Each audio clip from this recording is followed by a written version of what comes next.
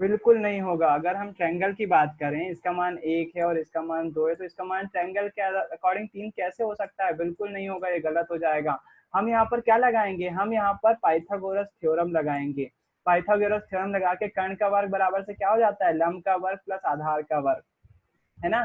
तो कर्ण का वर्ग यानी कि अगर ये एक्स स्क्वायर है तो एक्स स्क्वायर बराबर से क्या हो जाएगा? 2 का वर्ग प्लस 1 का वर्ग, यानी कि 2 का वर्ग 4 और 1 5। एक्स बराबर से क्या हो जाएगा? एक्स बराबर से हो जाएगा √5, √5, है ना। तो यहाँ पर हमने क्या गलती करी है? यहाँ पर ये गलती करी है कि हमने इसको दोनों को एडिशन को बराबर ले, जबकि होना क्या चाहिए था? होना ये चाहिए था कि ई का वर्ग बराबर से हो जाएगा E1 का स्क्वायर और E2 का स्क्वायर। ये सही तरीका होगा। तो अभी भी हम कहीं दूर नहीं गए हैं। हमको क्या करना है? इस वाले फॉर्मूले में जब हमने पुट किया हुआ है तो इसके आगे क्या लगा देना है? हमको इसका स्क्वायर लगा देना है, E1 का स्क्वायर और E2 का स्क्वायर। ठीक है। अब क्या करेंगे? हम इसका भी स्क्वायर है, ई का भी स्क्वायर है। अब क्या करेंगे? अब पूरी देखना, मैथ्स थोड़ी सी टिपिकल होने वाली है। अब देखना कितनी सारी चीजें करना है हमको। इन दोनों को भी सॉल्व करना है, जिसमें से कॉमन निकालेंगे हम, है ना। और उसके बाद जो है इसका जो स्क्वायर है उसका इसके रूट पे भी चढ़ाना है। तो अपन एक काम करते हैं, इसको जो है वो अभी पहले सॉल्व कर लेते हैं, फिर उसके बाद इसके रूट चढ़ा देंगे। तो देखो इन दोनों में से टर्म में से कॉमन क्या निकल रहा है? यहाँ पर देखो 1/4 पाई कॉमन है, यहाँ पर भी 1/4 पाई कॉमन है, पी भी कॉमन है, पी भी कॉमन है, ये वाला पी और ये वाला पी भी कॉमन है, और आर क्यू भी कॉमन है।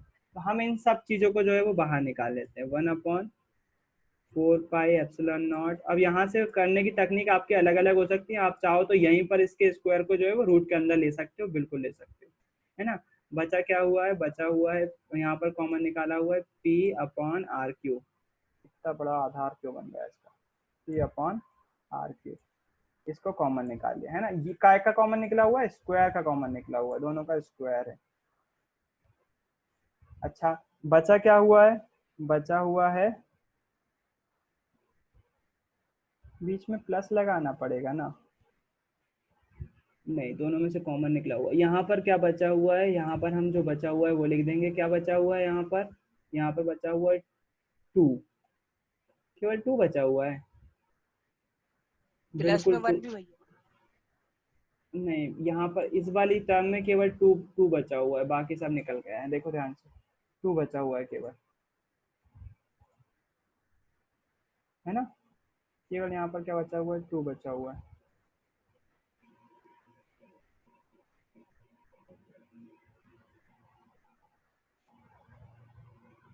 फॉर्मूला सही रख पाया था ना?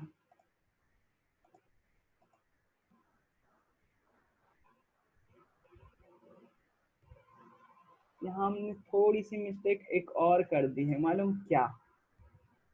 छोटी सी मिस्टेक और हुई है। जब हम यहाँ पर E1 की बात करेंगे, E1 की बात करेंगे, छोटी सी मिस्टेक नहीं है, ये बहुत भारी मिस्टेक है। यदि हम E1 की बात करेंगे तो यहाँ पर E1 के लिए डायपोल मोमेंट P कैसे हो सकता है? नहीं होगा, डायपोल मोमेंट P नहीं होगा।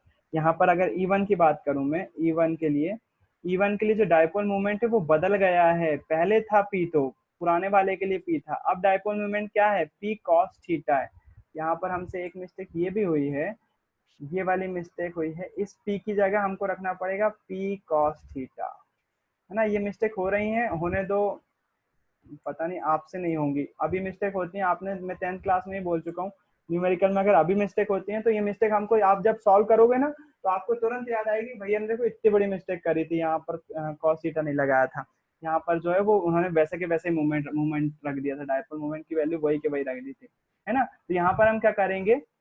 जो E1 का डायपोल मूवमेंट है वो P नहीं है, अब P cos थीटा। हमने बदल दिया था ना इसको, घटक में सबसे पहले इसी को तो डिवाइड किया था, P cos थीटा हो गया था। जबकि E2 की वैल्यू के लिए, E2 के लिए जो P हो गया था वो क्या हो गया था? E2 के लिए P कौन सा हो गया था? ये वाला हो गया था, C साइन वाला, है ना, क्षैतिज घटक था जो। E2 के लिए क्या हो गया था? E2 के लिए हो गया था P साइन थीटा। यहाँ पर इसको भी साथ में लेना पड़ेगा भैया, डायपोल मोमेंट चेंज हो गया है दोनों के लिए, है ना। यहाँ पर अब क्या हो जाएगा? अब कॉमन वाला टर्म जो है वो कैंसिल हो जाएगा हमारा, यहाँ पर हमसे मिस्टेक हुई है, ये वाली टर्म नहीं आएगी।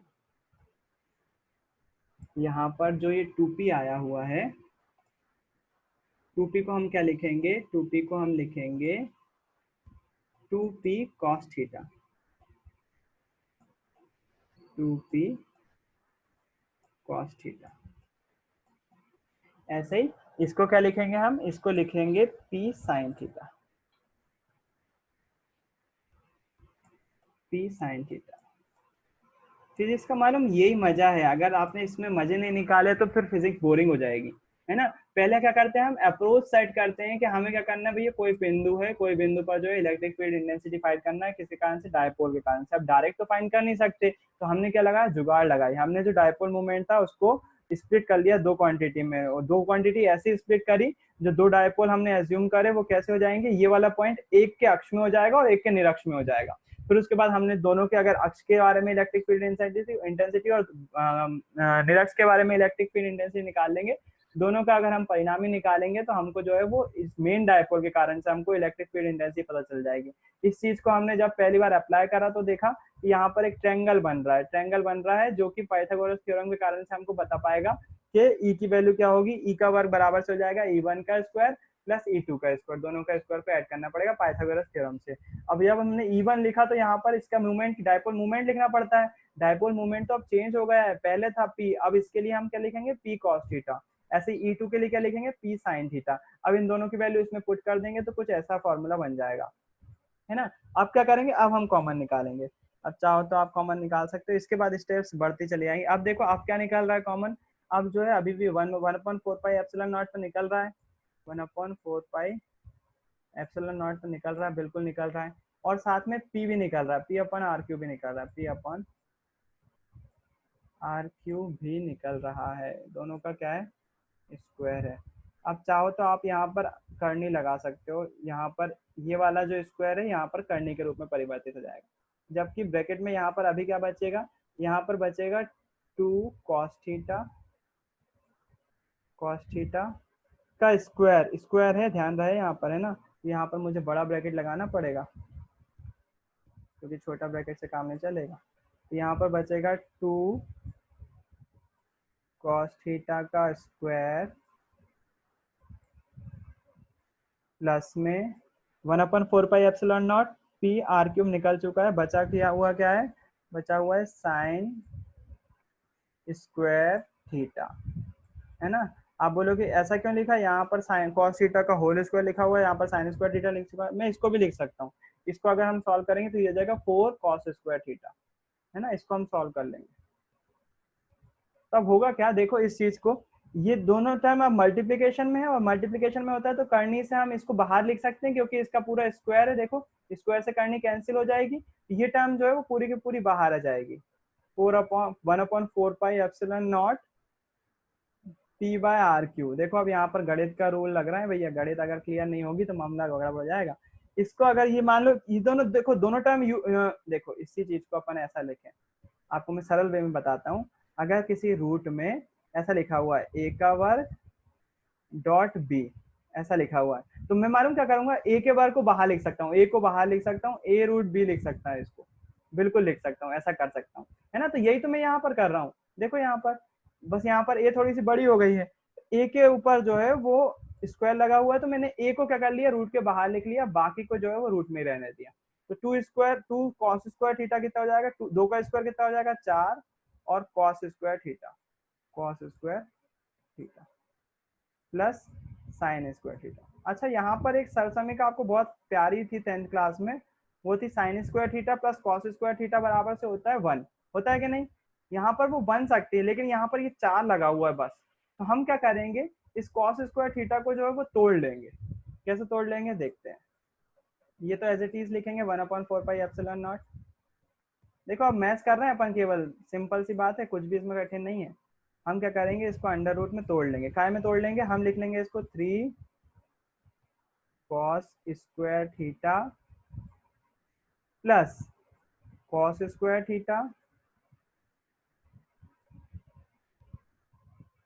थोड़ा सा माउस यार, माउस थोड़ा सा साथ दे दे, cos square theta plus sine square theta. तो ये हमारी देखो यहाँ पर हमको फेमस टर्म मिल जाएगी, बहुत बहुत अच्छी समीकरण थी हमारी, sine square theta plus cos square theta बराबर से कितना होता था, 1 होता था। तो मैं इस पूरे को क्या लिख सकता हूँ, अब इस पूरे को 1 लिख सकता हूँ, 1। इसको बोला जाता है सरल करना, मैथ्स की भाषा में सरल कर रहे हैं अपन बस। तो इसको 1 लिखेंगे तो क्या हो जाने वाली टर्म, तो कुछ ऐसा हो जाने वाली है। यहाँ पर ये एज इट इज आएगा, ये पूरा एज इट इज आ गया। इसको क्या करेंगे हम, 3 cos स्क्वायर थीटा लिखेंगे, अंडर रूट में हो जाएगा ये 3 cos square theta plus 1, 3 cos square theta plus 1, ये हो जाने वाला है क्या हमारे पास फॉर्मूला। और यकीन मानिए यही फॉर्मूला है, यही फॉर्मूला है आपका इलेक्ट्रिक फील्ड इंटेंसिटी का। यही आपका मेन डेरिवेशन आपको ड्राइव करना था, जो कि क्या बताएगा, इलेक्ट्रिक फील्ड इंटेंसिटी का मैग्नीट्यूड बताएगा, ओवरऑल इलेक्ट्रिक फील्ड इंटेंसिटी का मैग्नीट्यूड बताएगा ये वाला फॉर्मूला। कौन सा, 1/4 pi epsilon naught P upon R Q under root में 3 cos square theta plus 1, 3 cos square theta plus 1, यही आपका मेन फॉर्मूला है, इसी को ड्राइव कर रहे थे अपन। क्या बात पूरी हो चुकी है? नहीं, अभी क्या निकला है, केवल और केवल मैग्नीट्यूड निकला है, डायरेक्शन अभी बाकी है, डायरेक्शन पता करना है। इसकी डायरेक्शन थोड़ी सी उटपटांग तरीके से निकालते हैं अपन। इसकी डायरेक्शन निकालने के लिए हम केवल इतने इतने ट्रायंगल पे फोकस कर रहे होते हैं। तो हम क्या करते हैं, इस वाले ट्रायंगल को जो है वो थोड़ा सा अलग बना लेते हैं, नीचे बना लेते हैं, ताकि अपन डायरेक्शन निकाल पाए। अपन को काय की डायरेक्शन बतानी है, अपन को जो है वो ई की डायरेक्शन बतानी है। तो मैंने इसको गलत उठा लिया, इसको नहीं उठाना है, इसको कॉपी करना है और हमको क्या करना है, इसकी डायरेक्शन पता करना है कि डायरेक्शन क्या होगी। यहाँ पर मैं इसको हटाता हूँ पहले, तो यहाँ पर इसकी डायरेक्शन पता करना है, ई की डायरेक्शन क्या होगी। तो यहाँ पर मुझे थोड़ा सा एज्यूम करना पड़ेगा, एक और चीज यहाँ पर फिर से मानना पड़ेगी डायरेक्शन निकालने के लिए।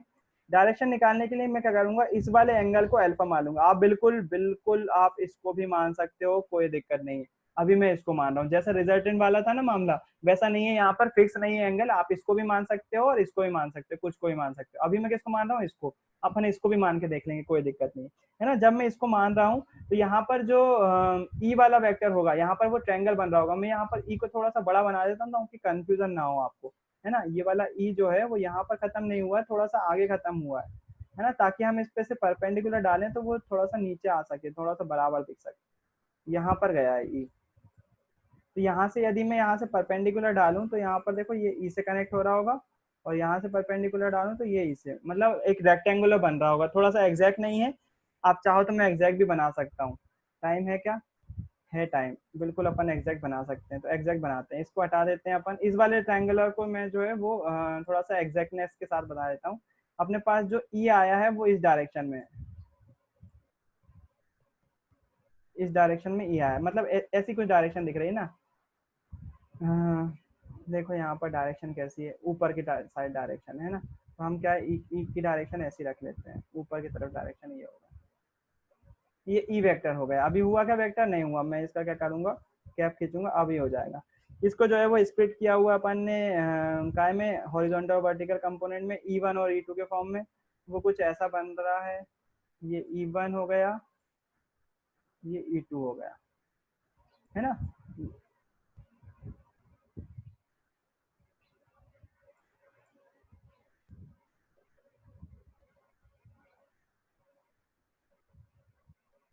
अगर ये वाले वेक्टर को मैं इधर खिसकाना चाहूँ तो बिल्कुल खिसका सकता हूँ। ये वाला वेक्टर इसके बराबर होगा, थोड़ा सा इमेजिन कर लो यार, अब वो एग्जैक्टनेस नहीं आ पा रही है, मैं क्या करूँ, है ना। ये वाला अगर मैं बात करूँ इस वाले वेक्टर को, ये वाले वेक्टर की, तो वो ऐसा खींचा जा सकता है यहाँ पर।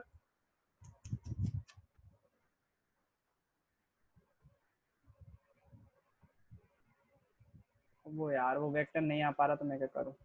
समझ तो गए होगे ना। अब इस वाले वेक्टर को मैं इसकी अपोजिट में रख सकता हूँ। अगर मैं रेड की बात करूँ यहाँ पर, रेड यहाँ तक बढ़ा दो थोड़ा सा, अभी भी टच नहीं कर रहा, वो क्या है। अब तो हो गया, थोड़ा सा टच हो गया, ठीक है।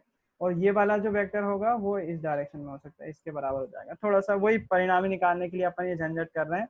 मान लीजिए इसका कलर जो है वो येलो है,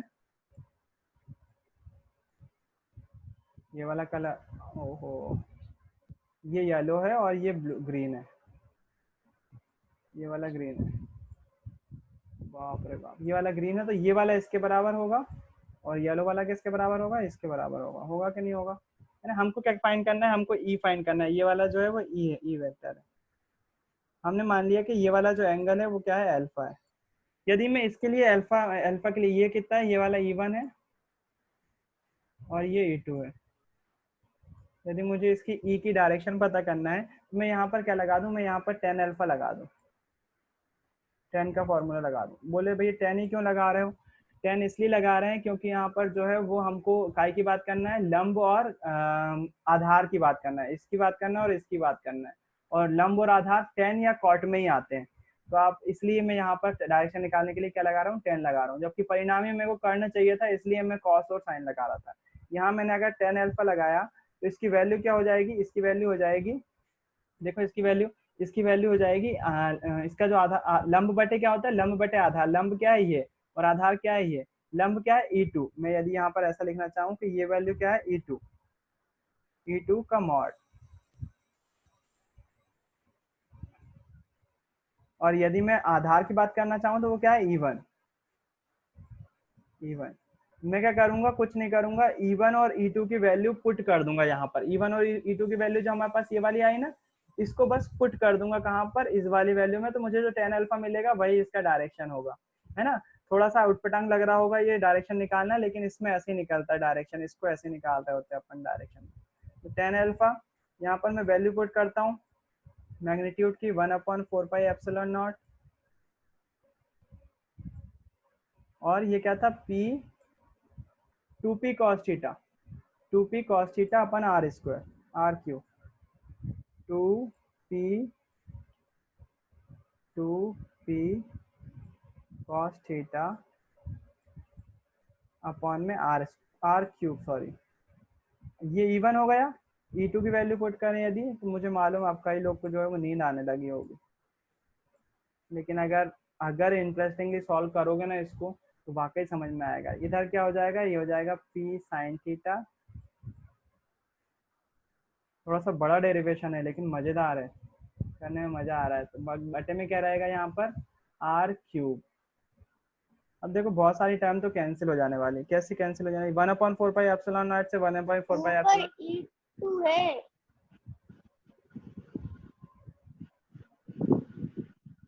E1 E2 करना था, मैंने E2 E1 कर दिया। मैंने यहाँ पर E1 की वैल्यू पुट कर दी। मैंने बताया ना, अब मेरा भी मन नहीं कर रहा पढ़ाने का। कुछ नहीं है, ये वाली टर्म यहाँ आ जाएगी, ये वाली टर्म ऊपर रहेगी। E2 था ना ऊपर, E2 ये आएगा ना, सही तो लिखा है। P से P कैंसिल, R क्यूब से R क्यूब कैंसिल, जो बचा हुआ है लिख दो।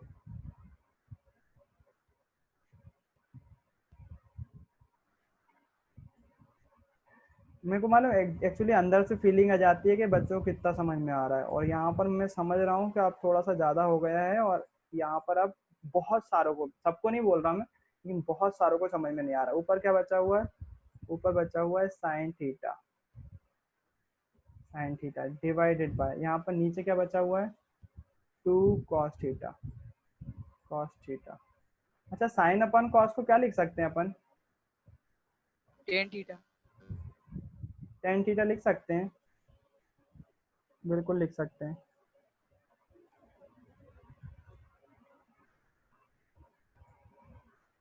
टेन अल्फा बराबर से क्या हो जाएगा,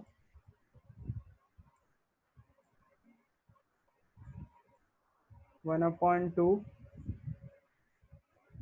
टेन थीटा। ये वाली टर्म इसकी डायरेक्शन बता देगा, किसकी डायरेक्शन, जो इलेक्ट्रिक फील्ड इंटेंसिटी होगी ना उसकी डायरेक्शन हो जाएगा। Electric field intensity due to dipole at any point, उसकी डायरेक्शन बता देगा कौन सी, ये वाली term tan alpha equals to 1/2। तो यहीं पर हम लिखेंगे, ये इसकी डायरेक्शन बता देगा, ये वाला फॉर्मूला, यह इसका सदिश फॉर्म बता देगा, डायरेक्शन बता देगा, है ना। ये डायरेक्शन बता देगा, और ये मैग्नीट्यूड का हमने निकाल ही लिया है ना। और अगर हमको ई वेक्टर निकालना है तो हम इसके मैग्नीट्यूड में किसका मल्टीप्लाई कर देंगे, डायरेक्शन का, यानी कि किसका 1/2, या फिर टेन अल्फा लिख देंगे इसके आगे। यदि मैं इसके आगे टेन अल्फा लिख देता हूँ तो ये इसका मैग्नीट्यूड बन जाए, इसकी डायरेक्शन बन जाएगी टेन अल्फा, और ये काय में कन्वर्ट हो जाएगा, ई मॉड हट जाएगा और वेक्टर में कन्वर्ट हो जाएगा, है ना। ई वेक्टर बराबर से क्या हो जाएगा, 1/4πε0 P/R³ एंड अंडर रूट में 3 cos स्क्वायर थीटा प्लस 1, और डायरेक्शन बताने के लिए कौन सी टर्म लग जाएगी मल्टीप्लाई में, टेन अल्फा। तो ये था भैया आपका electric field intensity due to dipole at any point. किसी भी बिंदु पर अगर हमें पता करना है तो हम जो है वो इस फॉर्मूले के हिसाब से इलेक्ट्रिक फील्ड इंटेंसिटी पता कर सकते हैं किसके कारण से, किसी डायपोल के कारण से। आई होप आपको समझ में आया होगा, नहीं समझ में आया होगा तो ये वीडियो एक बार फिर से डला रहेगा, देखिएगा ऑनलाइन इसको और कोशिश करिएगा सॉल्व करने की।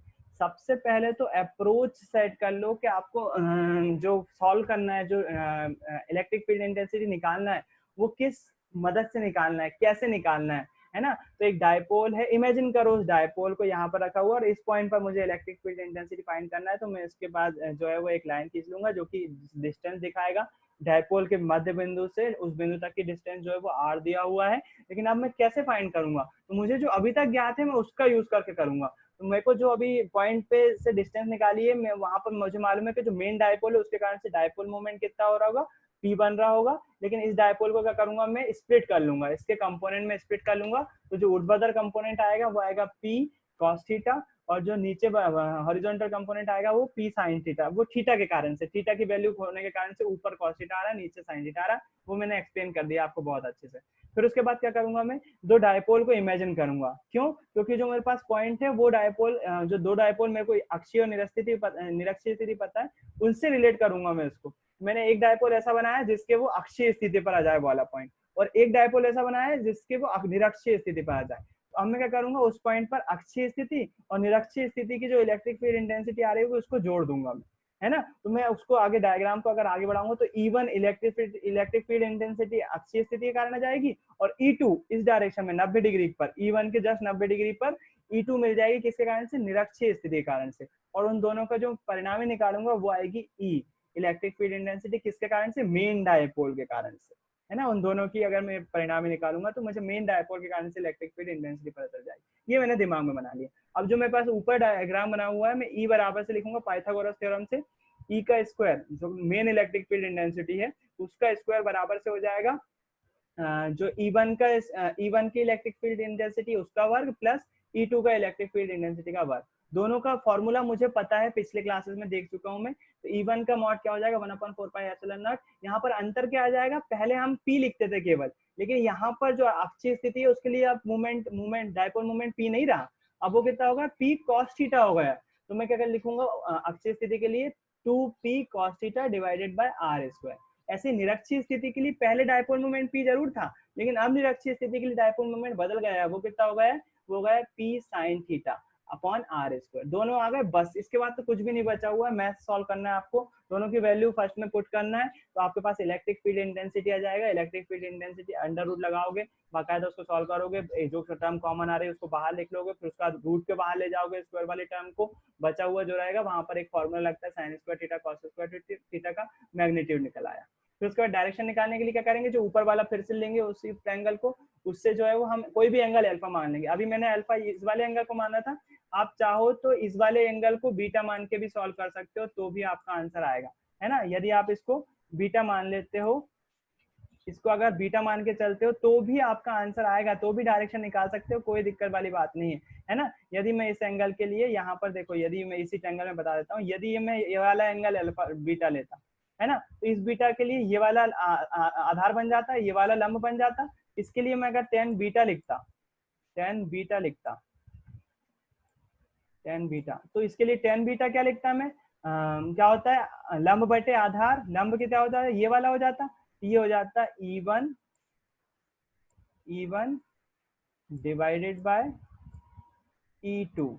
लंब बटे आधार ही होता है ना, tan का फॉर्मूला, लंब बटे आधार, आधार क्या है E2। तो E1 अपन E2 से अगर मैं सॉल्व करता तो tan बीटा निकल आता, जस्ट इसके अपोजिट आता, लेकिन आता वो तो भी सही होती, डायरेक्शन ये वाली भी बिल्कुल सही होगी ना। जब अपन आंसर रखेंगे तो बिल्कुल रख सकते हैं, है ना। यदि मैंने यहाँ पर उल्टा कर दिया था तो मैं अगर इसको बीटा कर देता तो मेरी टर्म सही हो जाती, है ना। तो ऐसा भी करके डायरेक्शन निकाली जा सकती है, बिल्कुल निकाली जा सकती है, उसमें कोई दिक्कत वाली बात नहीं। तो आप चाहो तो इसको बीटा मान लो, इसको अल्फा, कोई सा भी कोण से जो है वो डायरेक्शन निकाल सकते हो, जो कि tan अल्फा अपन ने अल्फा लेके निकाली। इसको जो है वो काटापीटी करेंगे तो tan अल्फा बराबर से क्या जाएगा, 1/2 tan थीटा। ठीक है, तो यहाँ पर आपको जो है वो डायरेक्शन इसकी पता चल जाएगी। आप चाहो तो मैं इसको सॉल्व करके बता सकता हूँ, लेकिन ये आपका घर का काम है, आप इसको इस तरह से सॉल्व करके देखना। तो आई होप आपको समझ में आया होगा। थोड़ी सी डेरिवेशन बड़ी थी, लेकिन बड़ी डेरिवेशन को अप्रोच अगर आपकी सही है कि आपको इलेक्ट्रिक फील्ड डेंसिटी निकालना है तो टोटल जो डायपोल मोमेंट है उसको स्प्लिट करना पड़ेगा, ये दिमाग में आपने सोच के रखा है, तो फिर डेरिवेशन आसानी से बन जाएगा। फिर तो मैथ्स ही बचती है, कुछ नहीं बचता फिर, है ना। अगर आपकी अप्रोच सही नहीं बन पाई कि हम निकाल कैसे रहे हैं, वही समझ में नहीं आ रहा कि डायपोल मोमेंट होता क्या है, कैसे निकालते हैं, इस पर फिर उसके बाद आज वेक्टर स्प्लिट करना फिर से दिखाया, वो भी नहीं आ रहा, तो फिर मामला गड़बड़ हो जाएगा। आज के लिए इतना ही रखते हैं, कुछ पूछना हो तो पूछ सकते हैं।